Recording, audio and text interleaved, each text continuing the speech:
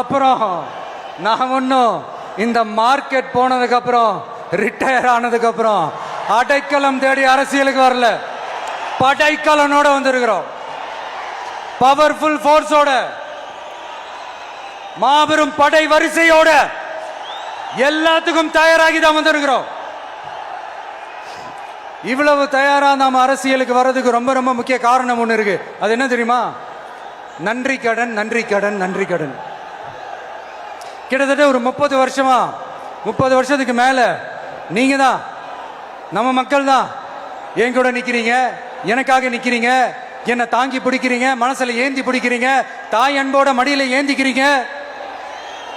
உண்மையை சொல்லணும்னா வேற யாரை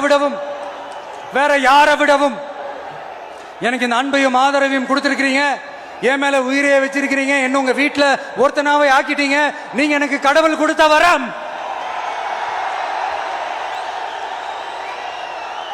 உலகம் பூரா நமக்காக நம்ம கூட நிக்கிற நம்ம மக்களை நான் எப்படி மறப்பேன்? நான் என் லைஃப்ல ரொம்ப உயிரா நினைக்கிறது பெண்களை, குழந்தைங்களை, இளைஞர்களை, உழைக்கிற மக்களை தான். இவங்க தான் நம்மளோட வகைரா. இதை பார்த்து தான் நம்மளோட எதிரிகளுக்கு பத்தி எரியுது. அதுக்காக நாம் என்ன செய்ய முடியும்? அதனால நம்ம உறவுகளை, சொந்தத்தை, வகைராவை யாருக்காகவும் எதுக்காகவும் விட்டு கொடுக்க முடியாது இல்லையா? Here at this moment among this August gathering, I want to open my heart and say I enjoy people, I respect people, I worship people.